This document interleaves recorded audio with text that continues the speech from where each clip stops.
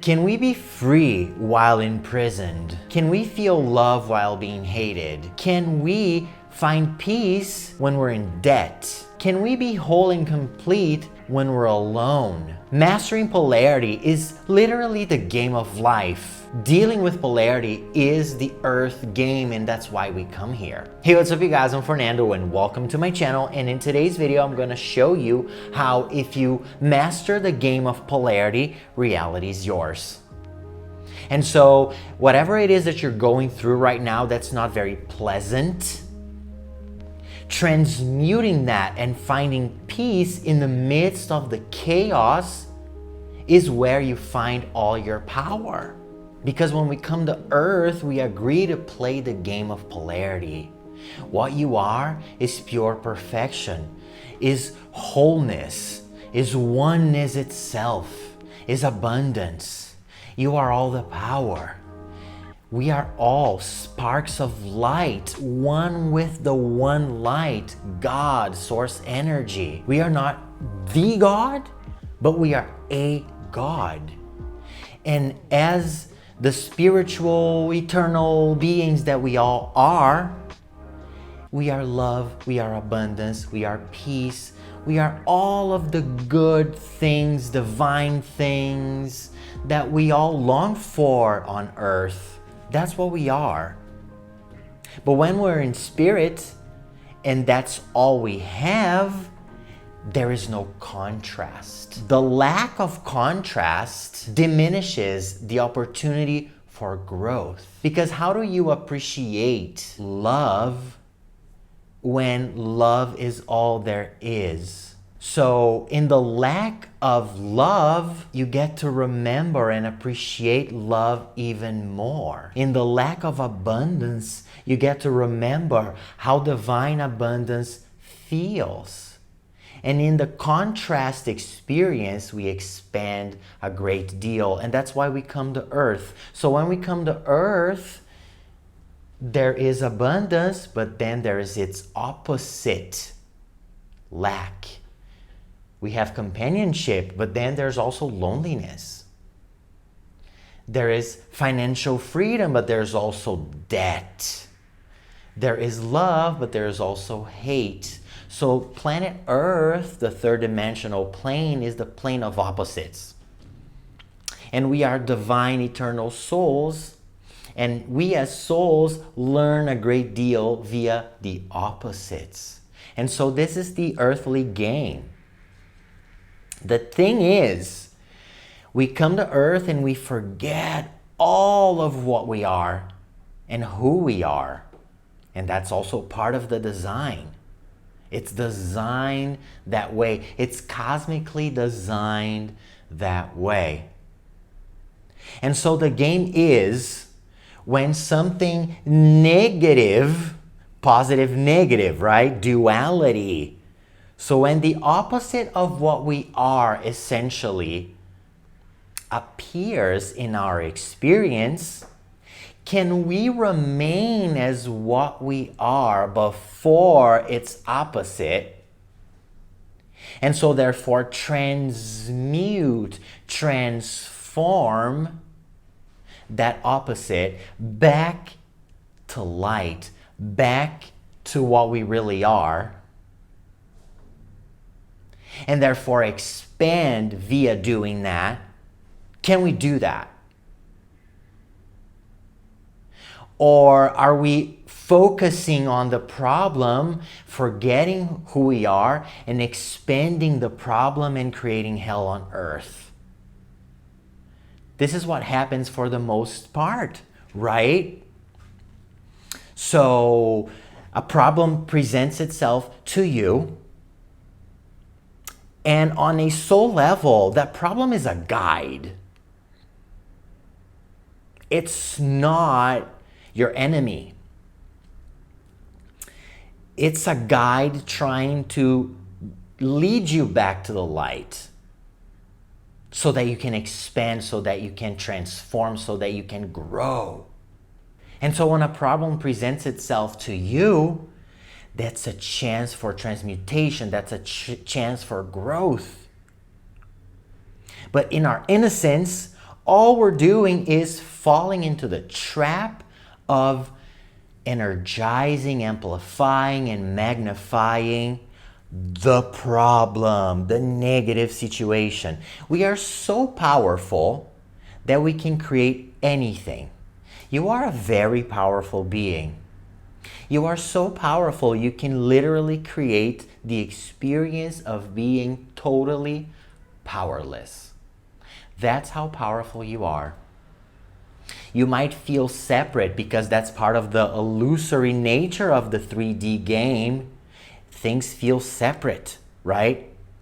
The illusion of reality is tricking us at all times. That's why Einstein told us that reality is an illusion, albeit a persistent one. It's very persistent, it's happening at all times.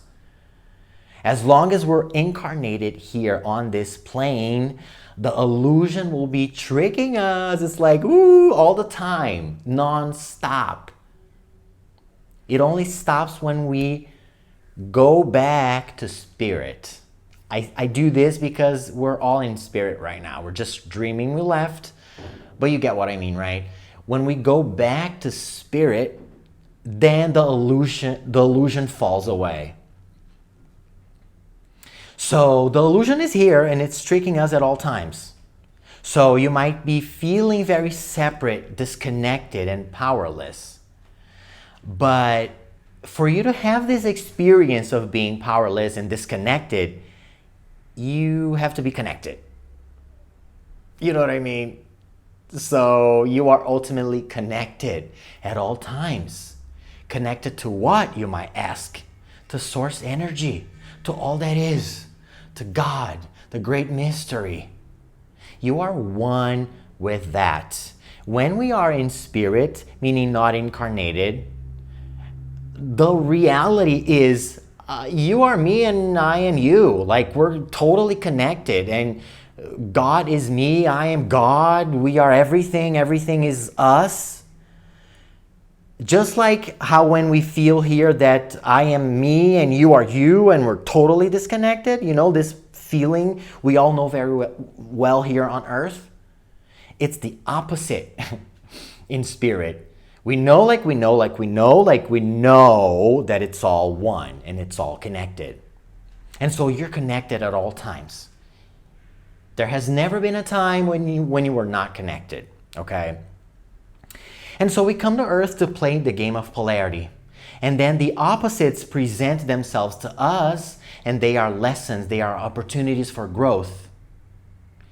But because we're so powerful, when we focus on the problem, when we buy into the opposite of what we are, that's what we ultimately become.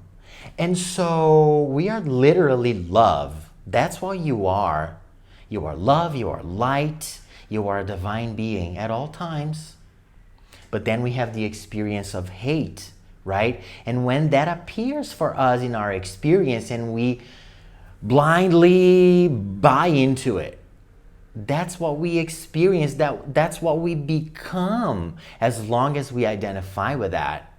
And because where attention goes, energy flows, we amplify it. And then if we focus on hate and lack, we amplify it, we magnify it, and our experience here on earth becomes hellish.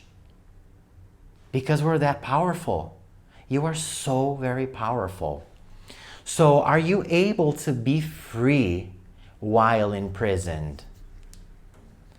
Are you able to find love in the midst of chaos? Are you able to find peace in the midst of the chaos? Mastering polarity, meaning remaining as who you are, the light, gives you all your power back. And so therefore you create heaven on earth, and so therefore reality is yours. There is a biblical story about Daniel in the lion's den, and I find it fascinating. Of course, I love the interpretation of Neville Goddard on it. because as usual, it's pretty mystical, it's pretty metaphysical, and it's a fascinating story. If you don't know, I'm going to read a few quotes from Neville Goddard's chapter 21, Daniel in the Lion's Den, and this is from the book, Your Faith is Your Fortune. It is recorded that Daniel, while locked in the lion's den, turned his back upon the hungry beasts, and with his vision turned toward the light coming from above, he prayed to the one and only God. The lions, who were purposely starved for the feast, remained powerless to hurt the prophet. This story was written for you to instruct you in the art of freeing yourself from any problem or prison in the world. Mastering polarity, that's what he's talking about here. Most of us, on finding ourselves in the lion's den, meaning in poverty, right, in debt, being hated, in loneliness, not finding a partner in life, right, in lack. So most of us finding ourselves in the lion's den would be concerned only with the lions. We would not be thinking of any other problem in the whole wide world but that of lions. Yet we are told that Daniel turned his back upon them and looked toward the light that was God. If we could follow the example of Daniel while threatened with any dire disaster, such as lions, poverty, or sickness, if, like Daniel, we could remove our attention, we are so powerful. Your attention is all the energy, is cosmic energy. Your attention is an attribute of spirit, right? God is your imagination, according to Neville Goddard, literally. So, if, like Daniel, we could remove our attention to the light that is God, our solutions would be similarly simple. Therefore, turn your back upon your problem and focus your attention upon the desired solution by already feeling yourself to be that which you desire. I have seen people apparently hopelessly in debt apply this principle, and in but a very short time, debts that were mountainous were removed. I have also seen those whom doctors had given up as incurable apply this principle, and in an incredibly short time, their so-called incurable disease vanished and left no scar. Talk about a video game. Look upon your desires as the spoken words of God. Your desires are God's desires. Literally. Why? Because you are God. You are all the power. So your desires are divine. They get to be honored. They get to be cherished. They get to be acted upon. They get to be allowed by literally you. Right? And so that's why he says here, do not question whether you are worthy or unworthy to realize these desires. Accept them as they come to you. Give thanks for them as though they were gifts. So you have a desire. It's like, ooh, I want this. I'd like to express this. I'd like to experience this in the polarity earthly game. Give thanks to it. It's like, thank you for this gift, because it's divine. Don't question if you're worthy or unworthy. You are worthy right now, 100%. Your desires are God's desires. Feel happy and grateful for having received such wonderful gifts. Then go your way in peace, allowance, acceptance, letting go, right? Detaching, knowing that your desires are divine and they are yours. I remember reading this chapter a few years back when I was in debt, and it was not comfortable. If you're in debt, if you've been in debt, you know what I'm talking about, right? It's scary.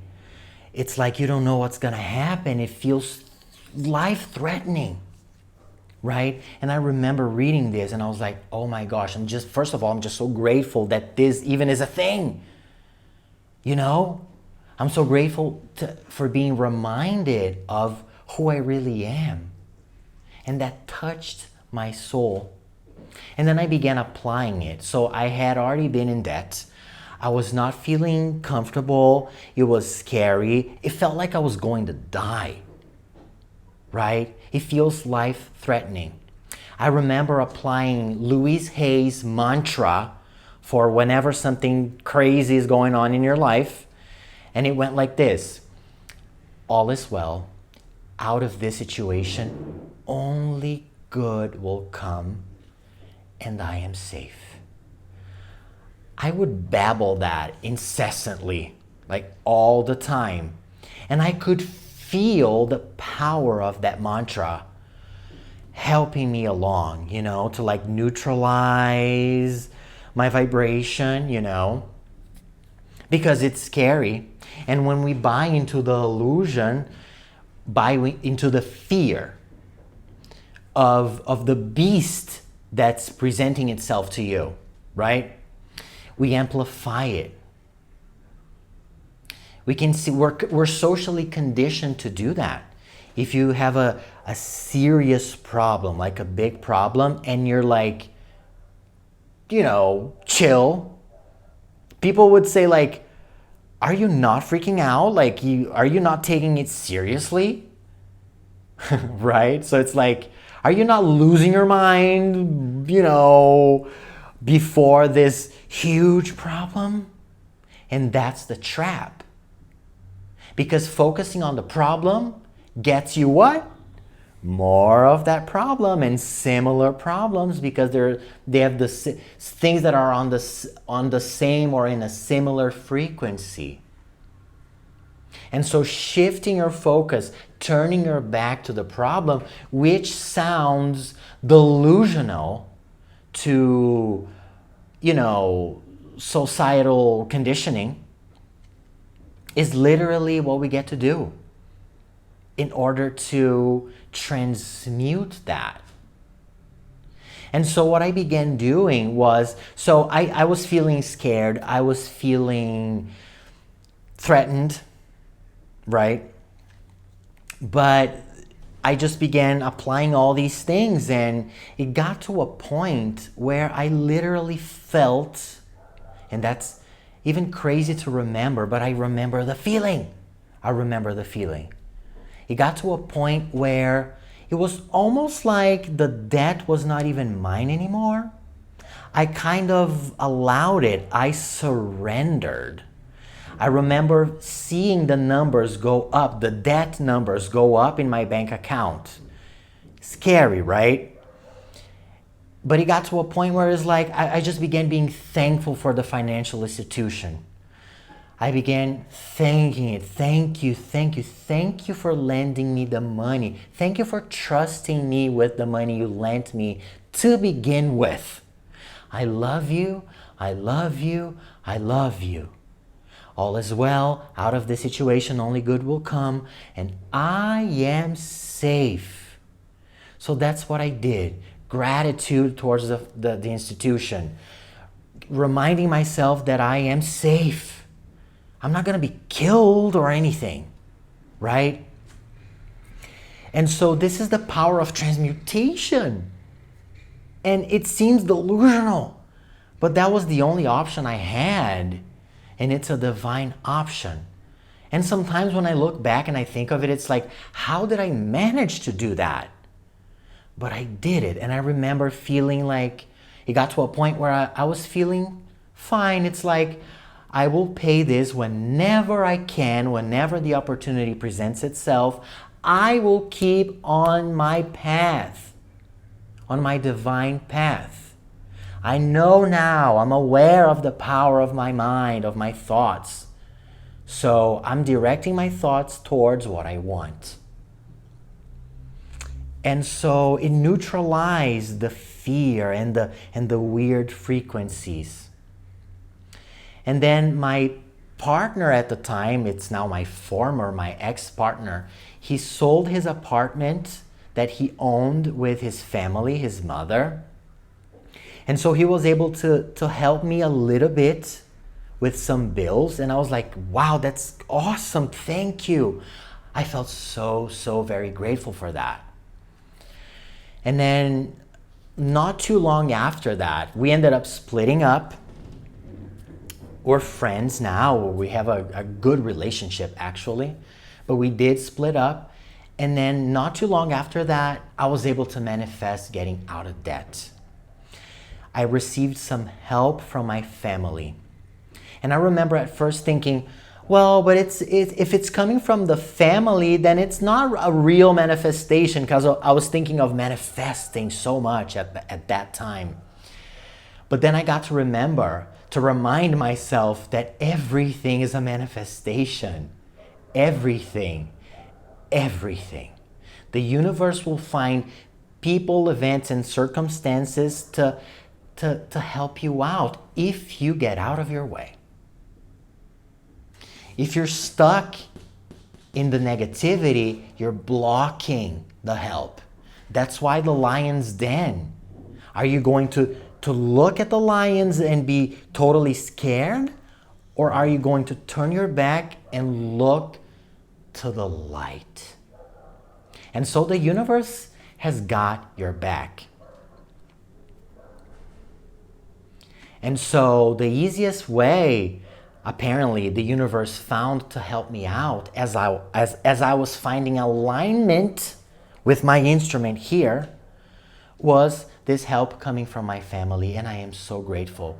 The thing is, my family knew I was in debt, but I didn't really go and ask. I didn't go and ask for the help. At that moment, when the help came, I was just allowing. I was like, you know what? I'm just going to keep on my path, and I'm going to do my best and stay in alignment. And then the help came. I wasn't even expecting it. I was not expecting it. And it was like I was saved, you know? It was like the universe saying, we got your back. You have another chance, and you have as many chances as you get. But you are all the power. Are you going to allow divinity to work its magic? Or are you going to use all your power to remain stuck? And so that was just so beautiful. It was just so beautiful. And then I remember the sentences in that chapter, like, diseases being cured miraculously, or people getting out of debt as surely as, day follows night. And it was so beautiful. And so can we find peace in the midst of the chaos? Can we feel whole and complete while alone and not sharing a life with a special someone? This is transmutation. The energy that presents itself to you that's low vibrational. Fear, anger, being in debt, feeling like you will never find your special someone and that you will die alone, right? Dwelling on those frequencies keeps you stuck, and you're not transmuting those. Those present themselves to you for transmutation. And as souls, we pick the adversities we're going to go through in life. As souls, not as characters. We are playing characters here. So it's not the character that chooses the adversities, okay? The character is finite, is limited, is rooted in the illusory nature of the game that easily believes in separation and lack and limitation, right? So it's not the character, it's who you really are, the soul. And the soul does it in spirit, not on earth. So why on earth would I pick this? It was not you, the character, and it was not on earth, right? So it's the greater part of you.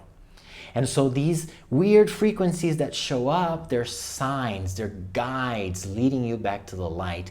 Can we remain as who we really are, the light, love, in the midst of the chaos? If we are, life is ours. Reality is ours. So if you're going through something that's unpleasant, low vibrational, negative, remember who you are, because that's where your power lies. I mean it. And so if transmutation is something that resonates with you, if this video resonates with you, then I would like to invite you to watch the latest video I posted on transmutation. I think you're going to like that. And it complements this video pretty nicely. So I'm going to go ahead and link it right here, right now, so you can go and check it out.